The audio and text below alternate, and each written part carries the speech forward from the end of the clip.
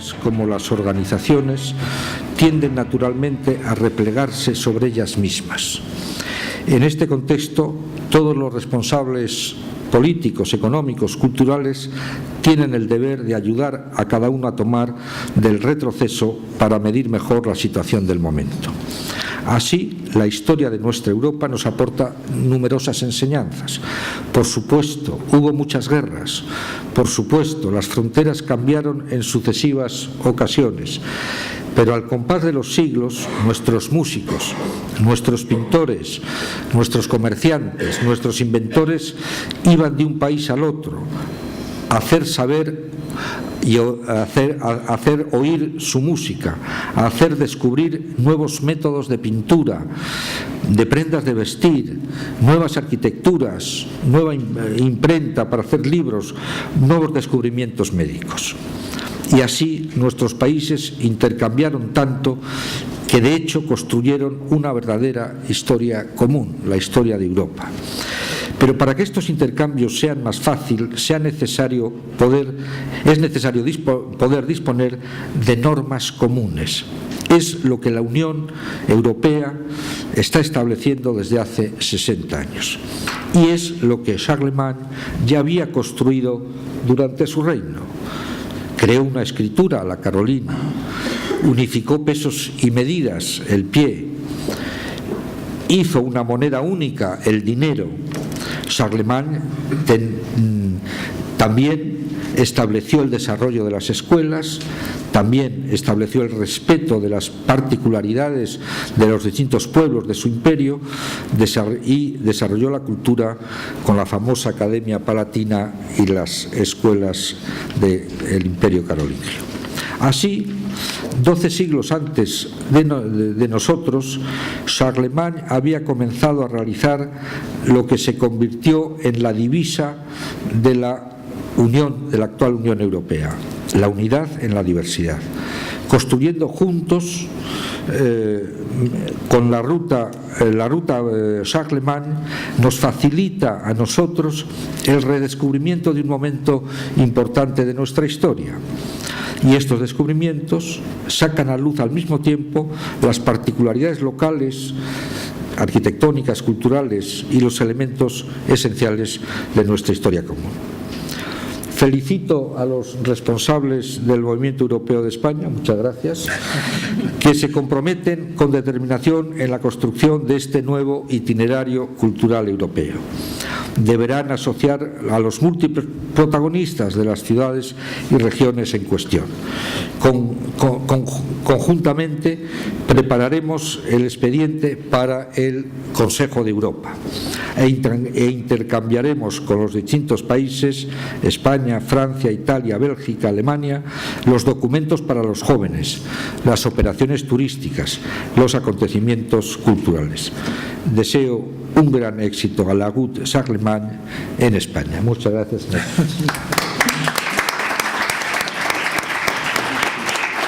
Hace un par de años conmemoramos el 1200 aniversario del fallecimiento del emperador. Murió el 28 de enero del 814. Si hay algún acontecimiento que marca este dilatado gobierno de esta personalidad de excepción, sería la coronación imperial que se produce en la Navidad del año 800 por parte del Papa León III.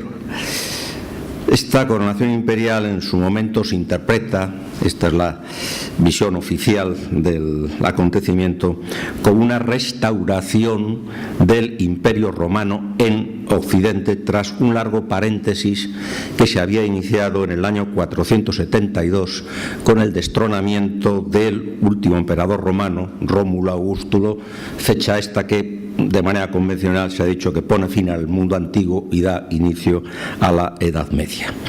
Ahora bien, dado que estamos aquí hablando de Europa, movimiento europeo, cohesión europea, bien está que tengamos en cuenta otra, como se dice ahora, visión alternativa del significado de esta coronación del año 800, que sería la partida de nacimiento de Europa, Ahora bien, Dios partía del nacimiento de Europa, pero ¿de qué Europa estamos hablando? Naturalmente.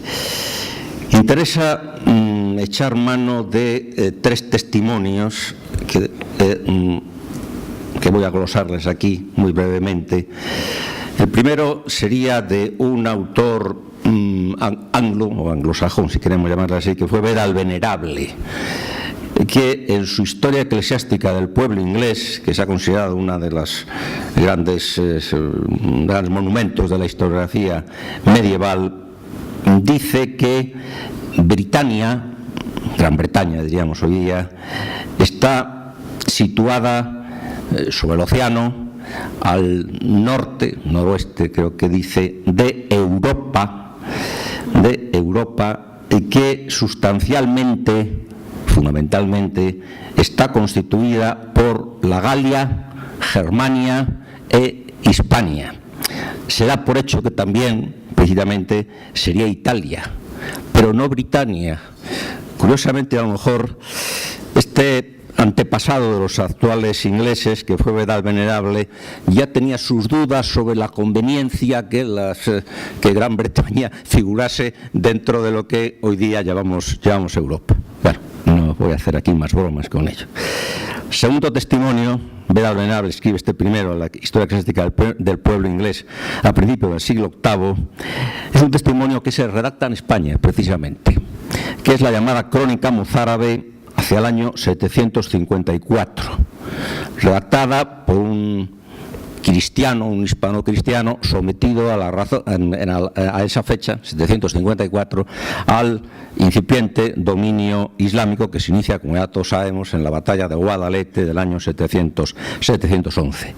Este autor mozárabe, hispano-cristiano, posiblemente era del sureste de España, y habla de cómo en el año 732 Carlos Martel, abuelo de Carlomagno, no rey todavía, simplemente mayordomo de palacio, al frente de un ejército de europenses, derrota a los árabes invasores en las cercanías de Poitiers, entre Tours y Poitiers.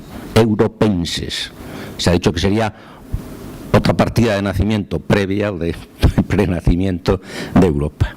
Y el tercer documento, el tercer testimonio, está recogido en los anales de Lors, de un monasterio alemán, en donde, a propósito de la coronación del 800, se dice que Carlos reinaba sobre la Galia, Germania e Italia, lo cual se consideraba un aval suficiente para que el Papa le otorgase el título imperial. Y curiosamente, estos territorios, andando el tiempo, qué cosas, qué vueltas da la vida, serían los que integrarían esta incipiente Europa que a través del Tratado de Roma de 1857 crearía la Unión Económica, bueno, el mercado común europeo. Tanto es así que esa Germania de la que los anales de Lors hablan es solamente la Alemania occidental. Es decir, que lo que fue la Alemania, la RDA, la Alemania del Este, todavía en aquellos momentos no estaba integrada en los dominios de Carlos. Hay, el señor Benedicto nos lo ha recordado ahora, y Eugenio Nassarre también, en la política de Carlos unos ciertos proyectos de cohesión europea, que iba a ser a lo mejor demasiado generoso utilizar esta expresión para fechas, para años en torno al 800, pero que en cualquier caso pues no conviene olvidar ese denario como el euro de aquellos momentos, para dar una cierta unidad monetaria a los dominios carolingios, la capitulada de Bilitet Curtis, que es de alguna manera una especie de política agraria para los grandes fundos de los dominios que pertenecían a los dominios reales, e incluso una política cultural especie de Erasmus que se ha dicho antes, que me parece una buena comparación. Política cultural que enfáticamente, desde un autor francés más conocido por ser hijo de un físico, Jacques Ampère en este caso, de renacimiento carolingio, que es en alguna forma una convergencia hacia territorio del más medular de los dominios francos, de los dominios de Carlos, la convergencia de toda una serie de movimientos culturales que se habían producido en los años anteriores en la periferia europea. Bien, ya que estamos en España, habría que decir qué se puede mencionar de la península ibérica, de la vieja Hispania, en relación con Carlomagno en torno a esta fecha, que es el 800. Yo considero que podríamos tener en consideración cuatro hechos. En primer lugar, de la vida política, acontecimientos políticos que estarían marcados primero por un tremendo fracaso, el año 778, que es la derrota del ejército de Carlomagno, la retaguardia, para ser exacto, en Roncesvalles. Es una derrota sin paliativos, aunque luego la épica francesa, Sanson de Golan, le convirtió en un hecho heroico, e incluso a la principal víctima, el prefecto de Bretaña y supuesto sobrino de Carlomagno, Roldán, queda elevado a la categoría de mártir. O sea que es la mejor muerte que puede tener un cristiano en aquellos momentos. Un fracaso, 778, pero luego un éxito unos años después con la conquista de Barcelona, no tanto por Carlomagno como por su hijo, que luego sería Luis I, Luis el Piadoso, Ludovico Pío, conquista de Barcelona entre el 801 y el 803, lo cual permite hablar ya de la existencia, la creación de una suerte de glacis defensivo a este lado del Pirineo frente a la España emiral cordobesa, un glacis defensivo que conocemos con el nombre de Marca Hispánica, Finis Hispaniae o Limes Hispanicus, es decir, la frontera. El término marca había que traducirle por frontera, como igual en el mundo romano limes tendría este significado también. Unos hechos políticos, político-militares, y otros hechos políticos son las buenas relaciones de Carlomagno, tal y como destaca su biógrafo Eginardo, con el rey de Asturias, Alfonso II, que también tiene un dilatadísimo reinado. Eginardo, el biógrafo de Carlomagno, dice que Carlos tuvo buenas relaciones, habla del rey Ofa de Mercia, un rey anglosajón, y con Alfonso, rey de Astures y Gallegos. Segundo lugar, relaciones desde el punto de vista religioso, en tanto en cuanto una de las primeras grandes herejías que se producen en Occidente, que es la herejía adopcionista, que se produce desde Toledo por parte del metropolitano mozárabe Elipando, y desde otro obispo de menor entidad, Félix de Urgel, la herejía adopcionista, es condenada a la vez. Hay, digamos, una especie de pinza, ¿no? Desde Francia, a través de la zona franca, el Concilio de Frankfurt del año 794, por la política conciliar de unas grandes figuras culturales de la época de Carlomagno, que es Alcuino de York. Y desde España, de manera bastante intempestiva, por Beato de Liébana, muy conocido, por otra parte, por sus comentarios al Apocalipsis. O sea que en ese sentido habría, digamos, unas ciertas medidas comunes que se toman desde uno y otro lado de los Pirineos, de la zona franca, vamos a decirlo así, y desde la zona hispana. Desde el punto de vista cultural, hay una participación en el llamado renacimiento carolingio, en tanto en cuanto hay participación de hispanos o de hispanogodos en este movimiento cultural, en esta convergencia no tanto de intelectuales como de eruditos, creo que sería mejor decirlo. Por ejemplo, un Teodulfo de Orleans, que se dice que es de nación hispana, que era un poeta discreto, en fin, no era Virgilio precisamente, pero bueno, no está mal después de todo, porque algunos de sus himnos litúrgicos hasta hace poco se han estado cantando.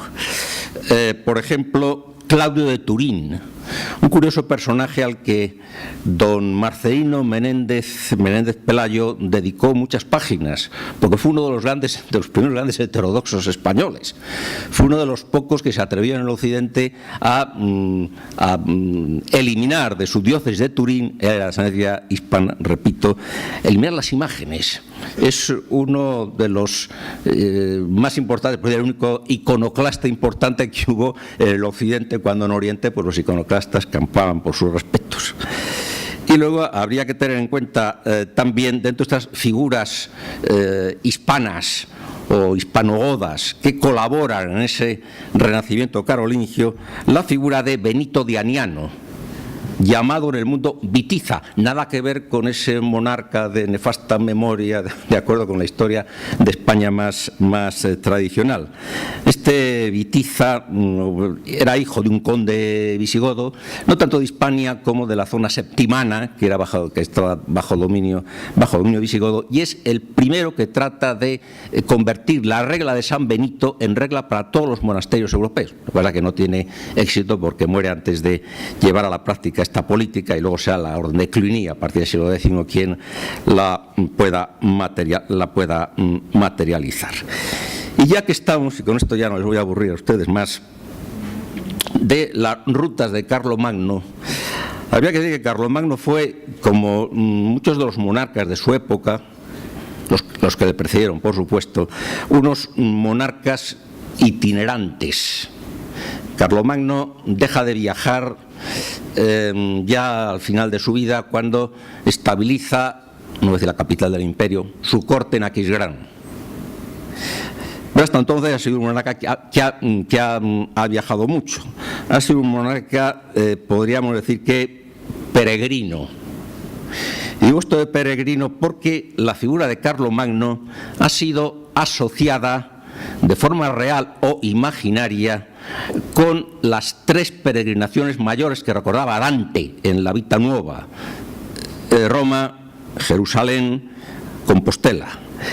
A Roma efectivamente va 3 veces, que sepamos, por lo menos son las que recuerda Eginardo. A Jerusalén no va nunca. Lo que pasa que un texto un tanto pintoresco del siglo XI, previo a las cruzadas, nos habla de una especie de peregrinación de Carlomagno a Jerusalén, un viaje de Jerusalén a Tierra Santa. Quizá lo que está reflejando es que Carlomagno llega a obtener de Harún el-Rashid, el Carlomagno de Oriente, podríamos decir, un título de oficioso protector de los santos lugares. Nada más y nada menos habría que decir. Roma, Jerusalén y Santiago.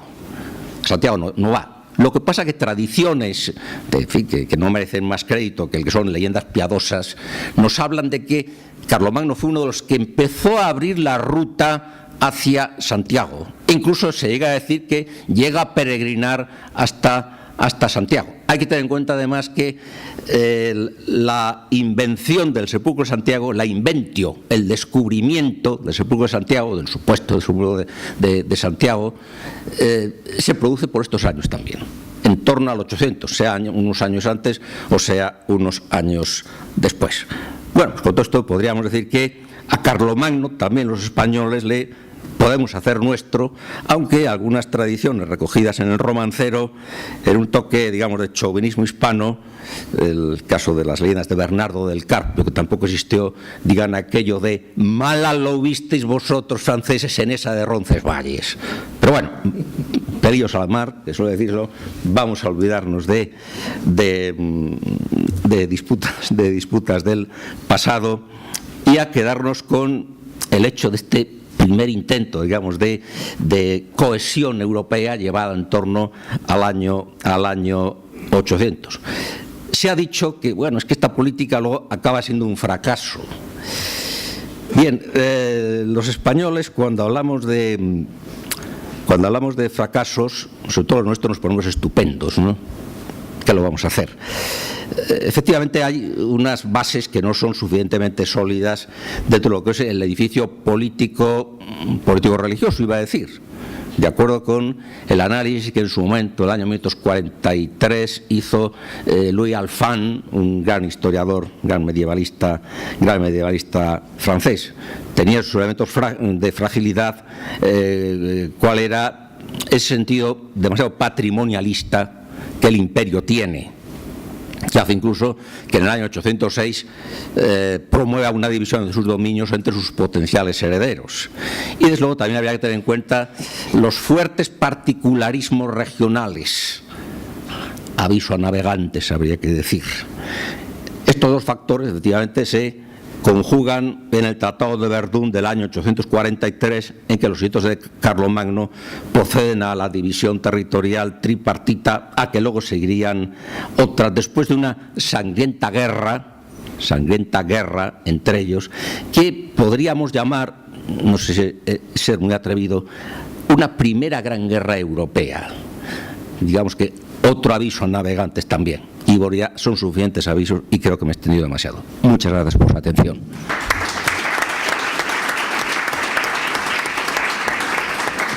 En primer lugar, yo querría presentarme, ya que el anterior moderador era de sobra conocido, pero yo creo que me tengo que presentar.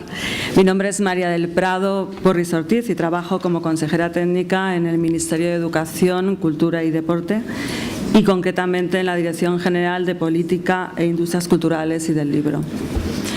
Ante todo, quería dar las gracias a los organizadores por la invitación que se nos ha hecho llegar a la Unidad de Promoción de Industrias Culturales y Mecenazgo para participar en este acto de presentación de la Vía Carlomagno.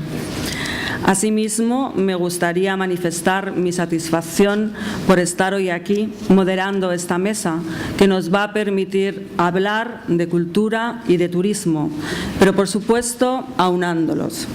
Sí, porque aunar y sumar nos facilitará la labor de difusión de lo nuestro y multiplicará, sin lugar a dudas, el interés de los ciudadanos del mundo por conocernos y por visitarnos.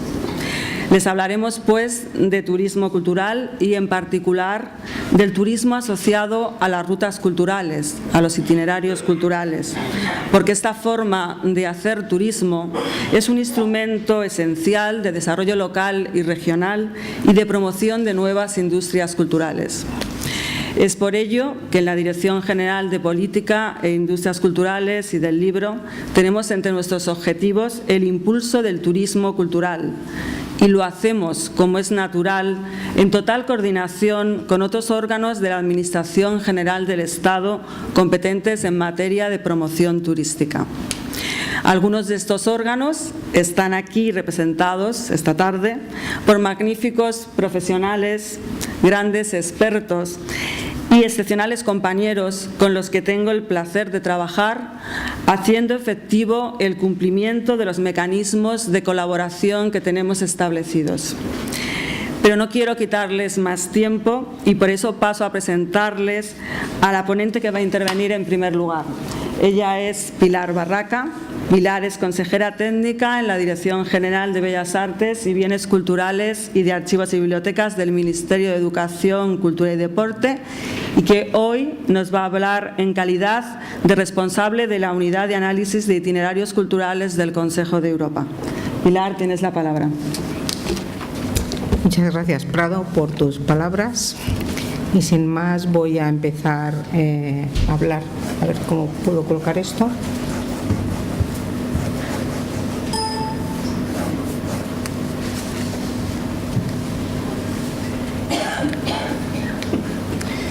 Bueno, yo voy a hablar de los itinerarios culturales europeos, que se llaman así como galardón del Consejo de Europa.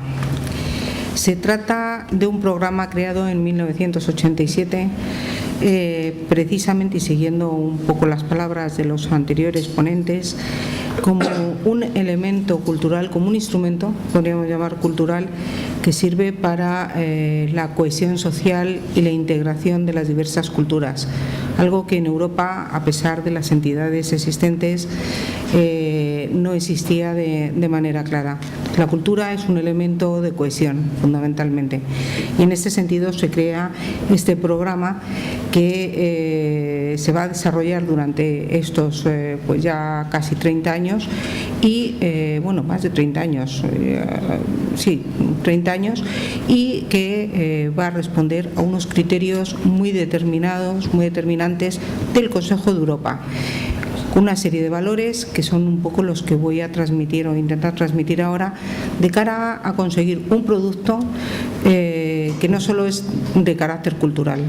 El itinerario cultural realmente es un tipo de proyecto que en sí mismo puede suponer un desarrollo sostenible en el tiempo a todos los niveles. Puede ser cultural, turístico y desde luego fundamentalmente económico. Entonces es un tema a tener en cuenta en todos los países por los que pasan los itinerarios culturales europeos, porque realmente no se trata de un galardón simple en el que, bueno, pues hay que sostenerlo de una manera pues básica, ¿no? Entonces, en principio, tenemos que hablar de proyectos que son transnacionales, transfronterizos. Pueden ser transfronterizos en el sentido de países que conforman un itinerario conjunto y que están divididos únicamente por las fronteras, como puede ser Francia y España, o Andorra, o Francia y Mónaco, o en Roma, por ejemplo, el Vaticano, Ciudad del Vaticano, etcétera, ¿no? Pero son fundamentalmente proyectos de carácter transnacional que suponen un vínculo muy importante entre el patrimonio por el que van a pasar las distintas rutas y los trazados de estas rutas y las comunidades que lo soportan. Y cuando hablamos de patrimonio en general, hablamos de patrimonio material y patrimonio inmaterial. Hablamos, en definitiva, de la cultura que soporta el patrimonio. Es decir, que no solo tenemos que tener en cuenta esto que ahora se está tratando mucho con el tema de turismo cultural sobre las visitas de del patrimonio material fundamentalmente, sino que tenemos que tener en cuenta todos los aspectos culturales que existen hoy día. Es decir, es la transposición de la temática de un itinerario cultural, por ejemplo, este mismo de Carlomagno, al siglo XXI. Y en el siglo XXI buscar los valores que fundamentaron la creación del itinerario, pero buscando las ventajas y la rentabilidad que supone el desarrollo del itinerario como tal. Por lo tanto, el itinerario cultural supone, por un lado, el desarrollo de estrategias, que es muy importante, de estrategias en red.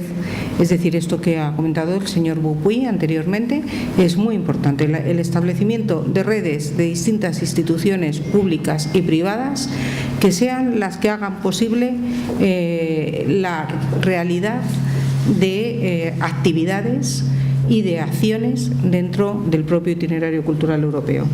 También, esto pasa muy rápido. Una planificación conjunta es evidente, puesto que todos los trabajos tienen que ser comunes en todos los países en los que se forma parte, y lo que es muy importante, que está muy enfocado a los criterios básicos y a los valores de Europa, tanto de la Comisión Europea como del Consejo de Europa, es el valor identitario de ser europeo. Eso es uno de los aspectos más importantes, la dimensión europea. Luego, por otro lado, el tema del itinerario cultural europeo tiene una diferencia muy importante, por ejemplo, con patrimonio mundial, en la que se exige el valor excepcional del monumento del sitio. Aquí lo que estamos hablando es de la memoria. La memoria es muy importante, por lo tanto, la parte histórica que rodea un itinerario cultural también va a ser bastante importante. Y hay que buscar e identificar los productos, digamos, que identifiquen, que señalen el itinerario y hacer con ellos un marketing que sea muy adecuado. Esto es lo que, digamos, estaría más en relación con las industrias culturales, que es un poco en la línea en la que estamos trabajando. Hay un punto importante, que es la formación y la concienciación ciudadana. sobre el patrimonio en líneas generales. Este tipo de programas son muy desconocidos y son muy desconocidos precisamente porque no hay en los planes de estudio, ni en los escolares, ni en los universitarios, ni en general, no hay planes de formación sobre el patrimonio y sobre la cultura. Entonces, parece que tenemos que empezar un poco desde cero. Este problema no es un problema solo español, es un problema también que pasa en toda Europa y sobre el que las distintas entidades, como el Consejo de Europa, intentan pues ponerle fin a base de determinados programas en los que estamos trabajando conjuntamente. Entonces, es muy importante la formación al ciudadano. Es decir, los itinerarios culturales europeos actualmente tienen una tendencia a hacer asambleas o jornadas, seminarios, conferencias que son casi de carácter científico, con un contenido quizás muy alto para la ciudadanía. Pero lo que hay que hacer es divulgar ese contenido hacia el ciudadano en general, de cara a que todo el mundo se sienta partícipe de ese itinerario. Entonces, es muy importante la investigación sobre el itinerario, la investigación histórica sobre el itinerario, pero al mismo tiempo hay que darle un poco la vuelta en su desarrollo. Una de las partes más importantes que tiene es la preservación y promoción del patrimonio, tanto en sus manifestaciones culturales y artísticas, y la creación de las redes para la investigación.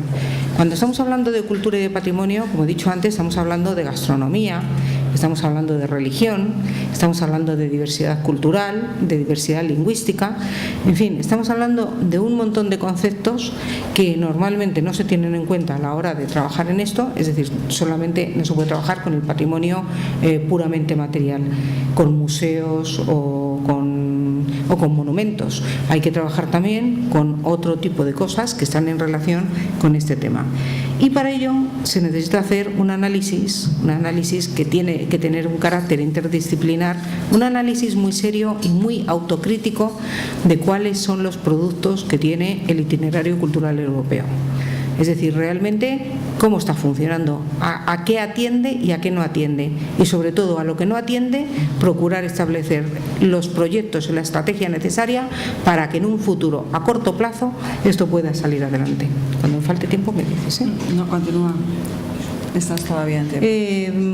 Evidentemente la autoevaluación, como digo, es fundamental y es un tema también no solo prioritario para el propio itinerario cultural europeo, sino para los que ya han obtenido el galardón, porque cada 3 años este galardón es evaluado, cada ruta es evaluada por el Consejo de Gobierno de Itinerarios Culturales del Consejo de Europa, ¿vale?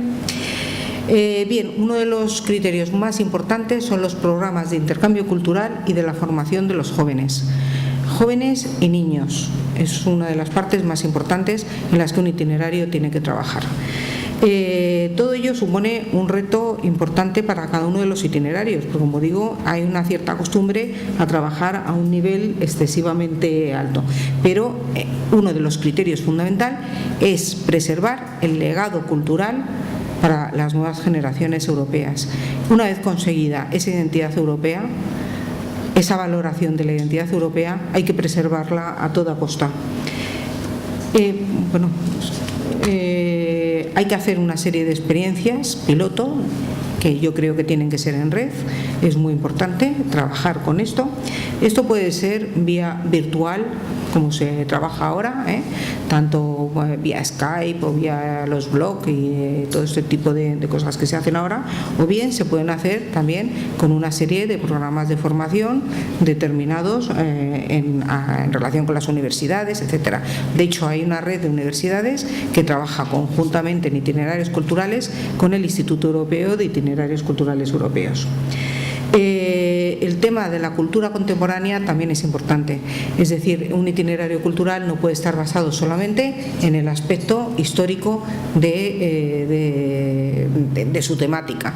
Tenemos, como digo, que traernos al siglo XXI en este caso y establecer cómo determinados aspectos de ese itinerario pueden y de hecho influyen en la realización de determinados aspectos artísticos del arte contemporáneo.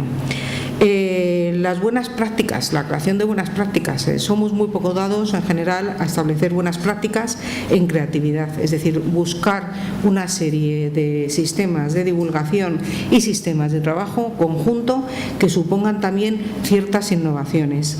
Y, como he comentado antes, el desarrollo de la diversidad lingüística, uno de los factores más importantes para lograr esa integración de las distintas culturas en todos los estados europeos.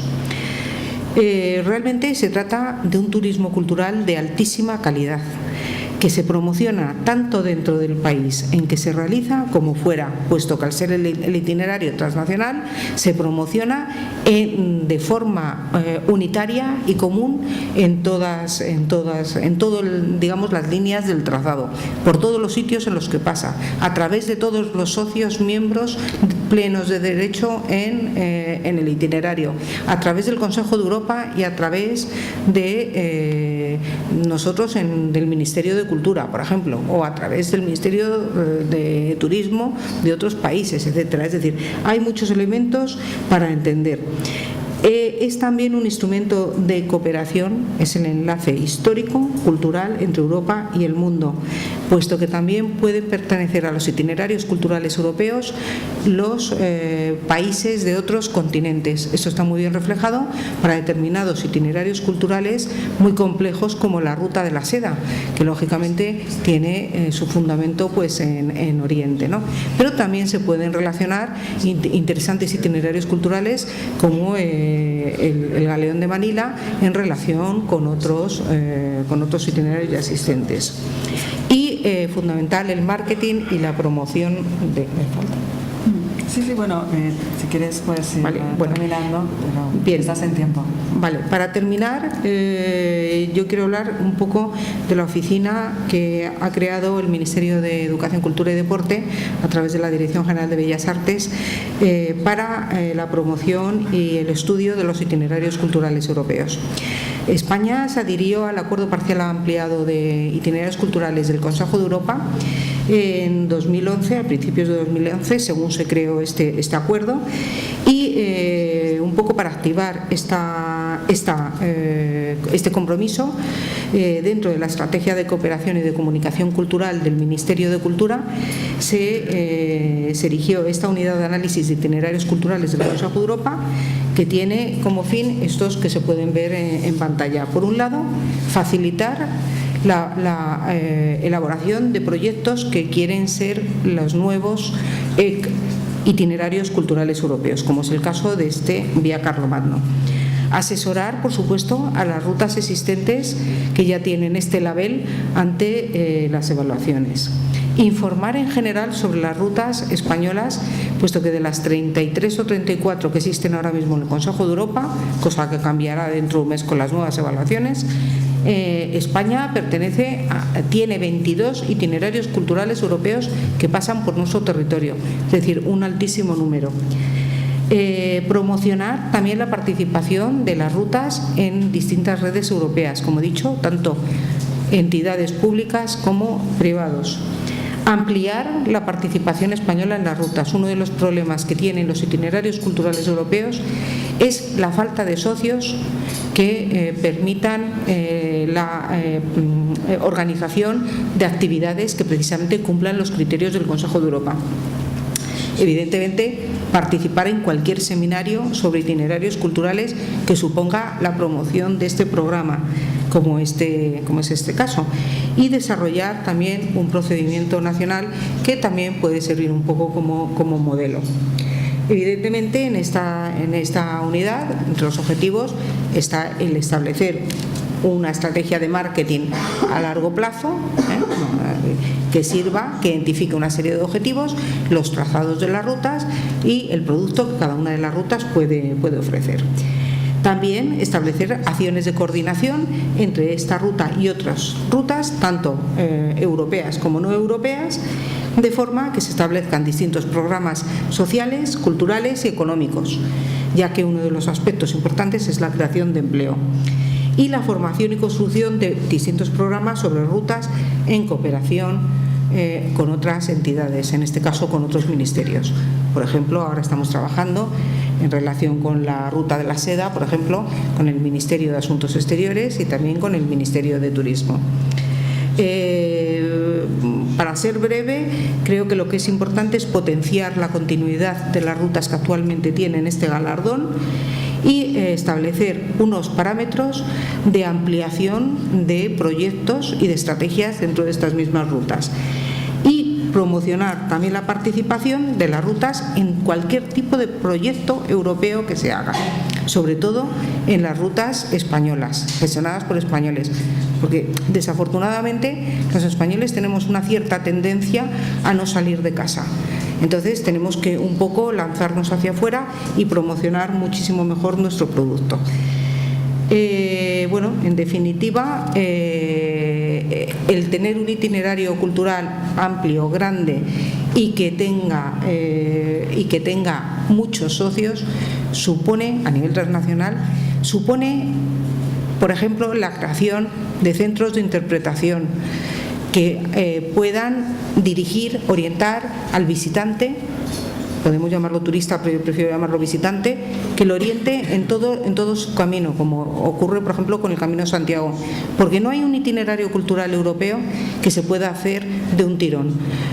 Se puede hacer por tramos, por partes, y cada uno eligiendo sobre los distintos países y sobre los productos que cada tramo en cada país va a ofrecer, porque un itinerario cultural europeo es totalmente diferente en cada país, según la zona geográfica. Es diferente en cada época del año, puede ofrecer aspectos muy diferentes a encontrar. Y, por supuesto, tiene la gran posibilidad de crear empleo para los centros de interpretación, para las actividades que se realicen, como pueden ser exposiciones o como pueden ser festivales o conciertos o seminarios, etcétera, etcétera, etcétera. Bien, pues muchas gracias por su atención. Si alguien tiene alguna pregunta, por supuesto, queda a su disposición. Esta es la página web del Ministerio de Cultura, donde se puede encontrar el programa Itinerarios Culturales, cuáles son sus características y los itinerarios que actualmente hay en España. Y mi correo electrónico, por si alguien quiere contactar conmigo.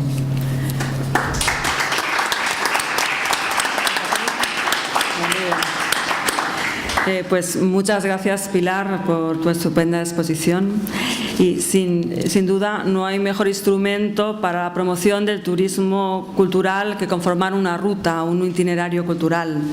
La difusión de estos itinerarios culturales es una excelente fórmula para promocionar nuestros activos patrimoniales y nuestros acontecimientos culturales.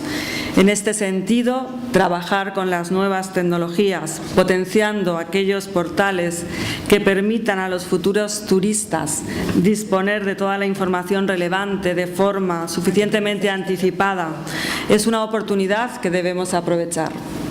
Consciente de ello, el Ministerio de Cultura impulsó la puesta en marcha de una página web, España es Cultura, capaz de difundir el potencial que la riqueza cultural de nuestro país encierra para el turismo. Para llevar a cabo este proyecto, acudimos a los expertos, encomendando la gestión del portal España es Cultura a Segitur, sociedad adscrita al Ministerio de Industria, Energía y Turismo a través de la Secretaría de Estado de Turismo. Para hablarnos de este tema hoy tenemos aquí a Juan Manuel Penín López Terradas, que es el director de Relaciones Institucionales de la Sociedad Estatal para la Gestión de la Innovación y las Tecnologías Turísticas, Segitur. Juan Manuel, tienes la palabra. Buenas tardes a todos, muchas gracias, Prado. En primer lugar, y como sé que vamos no muy bien de tiempo, quería agradecer a esta representación de la Comisión Europea en España por brindarnos esta oportunidad, sobre todo a ti, María del Prado, y a la Dirección General de Industrias Culturales y del Libro por también invitarnos, y por supuesto al Movimiento Español Europeo y también a la Asociación Ideas y Debates. Yo de esta mesa redonda, que decíamos itinerarios culturales europeos, lo que es la pata de la cultura que nos representaba también Pilar Barraca en toda la definición de qué constituye o qué elementos configuran un itinerario cultural europeo, tenemos también la presencia que va a intervenir posteriormente a mí de la parte de la promoción de esos itinerarios y de tantos y tantas actividades y productos turísticos que tiene nuestro país tan rico, en este caso en patrimonio cultural. Y a mí me toca la tercera pata de esta mesa redonda, que es cómo las nuevas tecnologías, ya no nuevas, sino cómo las tecnologías ayudan precisamente a cualquier ruta o itinerario cultural, sea nacional o transnacional, en este caso europeo, a poderlo promover en el entorno digital. Y por eso pues me voy a permitir, como decía Prado, hacerles una breve presentación del portal. Bueno, tenía una serie de cifras para darles de la importancia del turismo cultural, pero lógicamente ya son todos ustedes conscientes, pero sí me quería detener en que España, esa riqueza que tiene, viene representada, que somos el tercer país del mundo en patrimonio cultural declarado por la UNESCO, Patrimonio de la Humanidad, y no solamente por los 44 bienes de patrimonio material que citaba Pilar, sino también por el número cada vez más creciente, en este caso 11, de patrimonio inmaterial. Todo ello hace que lo pongamos en valor y que en este entorno de la Unión Europea podamos configurar estas rutas, como esta iniciativa de la Vía Carlomagno, que dé esa cohesión europea sobre la base de un elemento conductor como es el turismo transversal y con capacidad generadora de empleo y de ventajas y beneficios de toda índole. Hemos visto cómo el turista ahora mismo viaja con dispositivos móviles o con su tablet y nos tenemos que adaptar a darle la información en aquellos instrumentos que viajan con él. Durante todos los ciclos, durante todas las etapas de su ciclo de viaje, antes, durante y después, le tenemos que incentivar, despertar el interés para que vengan, en este caso, lógicamente, lo que nos compete a nosotros, a nuestro país o a distintos países de la Unión Europea con los que compartamos ese itinerario cultural europeo. Cómo las nuevas tecnologías son ese instrumento catalizador para promover no solamente la difusión de nuestro patrimonio cultural, sino también, y es muy importante, la preservación del mismo. Y por eso, por encomienda de gestión, el Ministerio de Cultura en el año 2011 confió en Segitur como entidad técnica en estos ministerios para crear el portal oficial de promoción y difusión de las culturas de España, España es Cultura, en 3 idiomas, español, inglés y francés, como un único portal en Internet que catalizara o que aglutinara toda la diversidad y riqueza de las culturas de España, de sus monumentos, museos, artistas, creadores, haciendo ese gran ámbito de difusión digital dentro del entorno precisamente de las industrias culturales de nuestro país.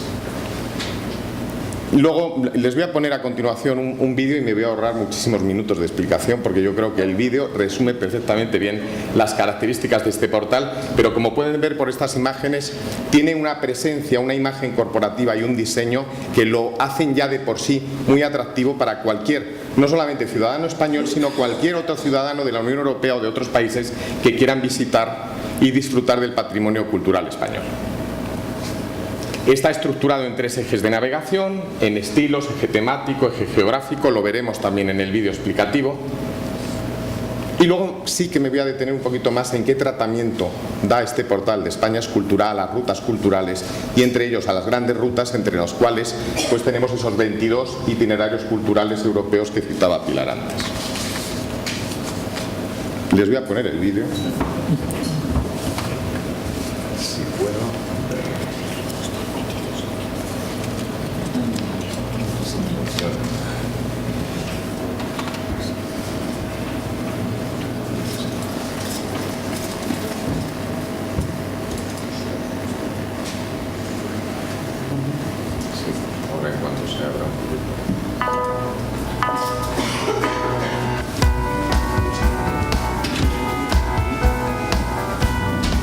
España es cultura.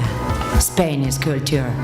El Ministerio de Cultura ha creado el portal España es Cultura de promoción y difusión de las culturas de España, reuniendo en un sitio web lo más destacado del patrimonio y recursos culturales, de forma dinámica y en continuo crecimiento. Tras un sólido trabajo de digitalización de los más destacados elementos y contenidos culturales, lanzamos el portal españaescultura.es, un servicio integral que guíe a los ciudadanos españoles y extranjeros en el amplísimo y fascinante territorio del patrimonio cultural español. España Escultura se basa en contenidos georreferenciados de calidad mediante un diseño gráfico de impacto, con frecuentes elementos multimedia, innovadora tecnología, navegación de mapas, visualización de obras en 3D y visitas virtuales, permitiendo así disfrutar de nuestra oferta cultural. El portal ofrece al usuario información de más de 13.500 elementos, entre ellos más de 1.200 autores, más de 1.000 obras de arte, más de 1.100 monumentos, más de 1.500 museos, más de 80 rutas, alrededor de 600 destinos y 500 eventos que conforman una completa agenda cultural a lo largo de toda la geografía. Un portal dirigido al público general y a expertos en particular. Estos últimos tienen acceso a casi 5 millones de recursos descriptivos y más de 24.400.000 imágenes. España es cultura, el mejor escaparate para la oferta cultural de nuestro país. Ministerio de Cultura, Gobierno de España.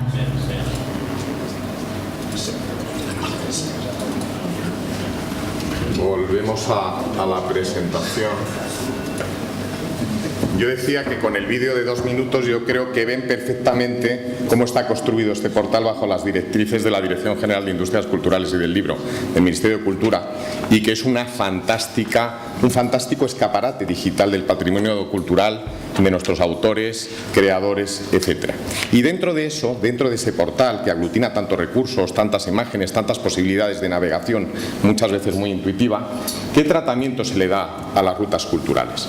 Pues las rutas culturales las encontramos dentro del eje de navegación de temas, y como encontramos información de más de un centenar de rutas, es un producto muy transversal, no solamente está a nivel local, provincial de las comunidades autónomas, sino también intercomunitario, porque lógicamente grandes rutas como el Camino de Santiago a lo largo de nuestro país pues afectan a distintas regiones de España. Y cómo se van interrelacionando distintos recursos, los distintos destinos, los eventos que se hacen en cada uno de esos destinos, qué productos y servicios puede consumir, en este caso el turista que tiene como motivo principal de su viaje a nuestro país la cultura, etcétera, de manera que se le dé la posibilidad de tener antes de su viaje y durante su viaje cualquier tipo de acceso a información de carácter útil que le permita tener una experiencia singular y memorable a lo largo de todo su recorrido. En concreto, en cuanto a rutas, tenemos los grandes recorridos, rutas temáticas, rutas urbanas, rutas por naturaleza, rutas gastronómicas, pero donde encontramos algo parecido a lo que pretende ser la Vía Carlomagno como itinerario que aspira a obtener la denominación de itinerario cultural europeo por el Consejo de Europa, estaríamos hablando de los grandes recorridos, donde tenemos otros itinerarios culturales europeos dentro de esos 22 que comentaba Pilar, como el Camino de Santiago, Caminos de Sefarat o el Legado Andalusí. Dentro de la parte de rutas culturales podemos encontrar distintos filtros que permiten al usuario, ya sea en inglés, francés o español, que son los 3 idiomas en los que están los contenidos del portal, filtrar de acuerdo con sus intereses. Yo puedo filtrar por categoría temáticas, quiero grandes rutas o monumentales o arqueológicas o de autor. Puedo ver todos los contenidos desplegados. Puedo buscarlo por búsqueda geográfica, por comunidad autónoma o provincia, o por un destino más concreto en el eje de localización geográfica. Puedo por estilo artístico. Si en este caso nos vamos al medievo, pues lógicamente lo puedo adaptar al entorno también histórico en el que pretendo disfrutar o encontrar una ruta adecuada. Por ejemplo, la ruta de Washington Irving está dentro de la ruta del Legado Andalusí, pero tenemos otras que tienen que ver con los almorávides o con los almohades, etcétera, en nuestro país. Siempre de forma transversal, con una presentación atractiva, siempre con un mapa de localización, porque lógicamente este portal va destinado a los ciudadanos españoles, pero también a los ciudadanos extranjeros que quizá no tengan una caracterización exacta de lo que es la geografía española. Con información complementaria de utilidad para el turista y siempre con la posibilidad de maximizar el efecto de difusión, es decir, que se pueda cualquiera de los contenidos poder compartir por las redes sociales. Siempre tenemos las fichas, por ejemplo, el Camino de Santiago en su tramo del Camino francés, con carrusel de fotos, mapa de situación, enlaces a mapas detallados. Sí tienen los sellos, en este caso el Itinerario Cultural Europeo, una descripción textual, la agenda, es decir, qué eventos tienen a lo largo de esa ruta y a lo largo de las próximas fechas más significativos, de manera que el que esté recorriendo ese itinerario pueda disfrutar también de los mismos. Como digo, está todo localizado, geolocalizado, me dice qué ver en esa ruta, me dice otras rutas de interés que estén cercanas geográficamente al lugar, pero también me permite, y esto es muy importante, qué hacer. Es decir, qué actividades puedo disfrutar mientras hago ese itinerario. Si me gusta el senderismo, si soy cicloturista, si lo que pretendo es simplemente ver los museos o las ciudades patrimonio de la humanidad que quedan a lo largo de ese itinerario. Es decir, múltiples propuestas, de manera que, digo, antes la persona, antes de su viaje o de iniciar ese itinerario, en este caso un itinerario cultural europeo como el Camino de Santiago o el Legado de Andalusí o cualquiera de los otros que disfrutamos en nuestro país, pueda utilizar esa información para hacer en definitiva que su experiencia valga la pena, sea única, singular y lo más completa posible. Pero no solamente hay rutas personalizadas, etcétera, pero no solamente tenemos un portal en Internet que se puede ver bien en un dispositivo móvil con una versión responsiva, sino que, como luego cerraremos el acto, también hay innovación en las aplicaciones móviles, que nos van a presentar la de la Vía Carlomagno. Y en ese sentido, y dando satisfacción a las tres necesidades en este tipo de aplicaciones, como la movilidad, información, geolocalización y otra serie de características, hemos creado también para el Ministerio de Cultura una aplicación específica para las obras maestras, es decir, las piezas esenciales de nuestros principales museos. ¿Dónde y cómo disfrutar de nuestras obras de arte en nuestros principales museos? ¿Cuáles son nuestros principales autores y sus obras? Y una agenda completa. Esto lo llevamos aquí. Y lo vamos viendo, y lo vamos priorizando, y lo vamos geolocalizando. Y a lo largo de mi itinerario yo convivo con mi móvil, que es el que me está dando respuestas, ya no como guía física como teníamos antes. Es que en tiempo real, y además sin roaming, sin encarecer, yo estoy disfrutando de todo un abanico de posibilidades y de información que hace que sea mucho más placentero, más enriquecedor y mucho más satisfactorio la experiencia.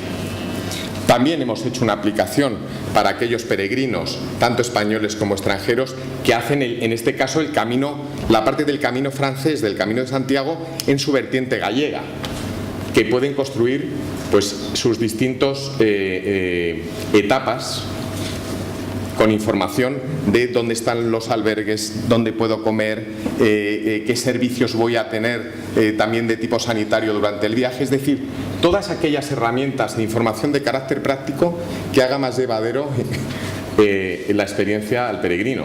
Desde una brújula que me señala los puntos cardinales y la distancia siempre a Santiago de Compostela, una linterna para por la noche, que parece una tontería aunque ya la lleva el móvil, o el tiempo que me va a hacer en cada una de las etapas en las localidades, etcétera. Bueno, las nuevas tecnologías, lo que es importante es que nos ofrecen un sinfín de posibilidades que precisamente ahora más que nunca lo que tenemos que hacer es saber utilizarlas bien para su difusión, para su promoción y además para la preservación de nuestro patrimonio. Pero no solamente aplicaciones móviles o portales web, estamos hablando de videoguías, rutas turísticas a través de geolocalización por iBeacons y otra serie de señales que impactan directamente los dispositivos móviles que tenemos. Estamos hablando ahora de gafas. Todo el mundo conoce las Google Glass, pero hay otros muchos dispositivos donde ya el turista puede estar en la Alhambra y retrotraerse al reinado de los nazaríes o a la corte de aquellos momentos, de Abderramán y demás. Eso ya es una realidad. Eso ya no es algo que está por venir. Eso ya es el comportamiento del turista en este caso. Realidad aumentada, videomapping, que ahora se está utilizando también para promover. Pero yo quería cerrar mi intervención no cerrando este listado de posibilidades que nos dan las nuevas tecnologías, porque esto está ahora y dentro de un año estamos hablando de otras posibilidades, de otros dispositivos y permanentemente siempre tenemos que estar actualizados en cualquiera de las tendencias. Pero a mí una de las cosas que hemos hecho utilizando la tecnología que más satisfacción personal he tenido, por ejemplo, es en las visitas virtuales en el patrimonio 3D que tenemos en el portal de España es Cultura.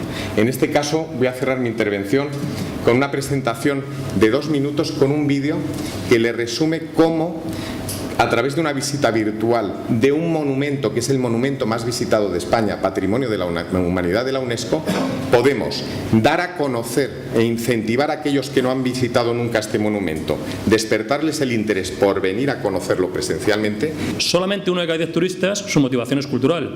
Lógicamente os interesa seguir subiendo y que estos turistas culturales sean mucho más en el futuro. ¿Por qué?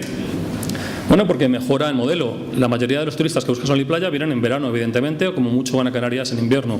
Sin embargo, los turistas culturales vienen a lo largo de todo el año. Segundo, porque no solamente van a la costa. Por supuesto, hay magníficos museos, catedrales, monasterios en toda España. Con lo cual, este turista cultural nos visita de enero a diciembre. Y no solamente esto, sino que nos visita en cualquier parte de la geografía española, porque toda la geografía española tiene excelente patrimonio cultural.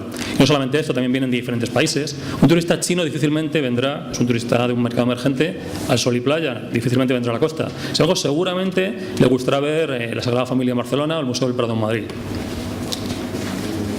También porque siento hablar en una presentación tan bonita de europeísmo y de lo que fue Carlomagno y lo que ha sido para Europa, puramente de negocio, pero realmente el turismo se mueve por negocio, el incentivo es muy importante, el incentivo económico. El turista cultural es mucho más rentable. El turista en nuestro país, el turista medio, gasta en cada viaje 982 euros. Sin embargo, el turista cultural gasta más. Los datos son de los 2014, pero los datos de 2015 todavía no están cerrados. Es decir, el turista cultural no solamente viene en cualquier parte del año, a cualquier parte de la geografía española, sino que gasta más, con lo cual evidentemente es un turista mucho más rentable. Y bueno, como ya han contado los anteriores participantes en la mesa, España es un referente en turismo cultural.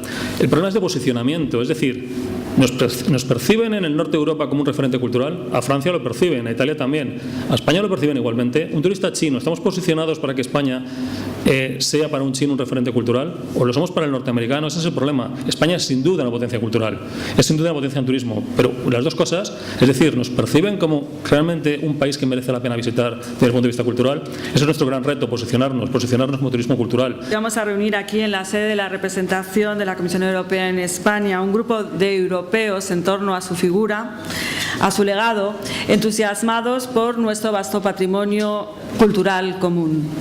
Es este patrimonio el que ponemos en valor a través del reconocimiento de los itinerarios culturales, marcando con ellos una ruta, un camino a seguir y estrechando al mismo a una e incluye, haciendo de la diferencia de nuestros pueblos una fuerza común.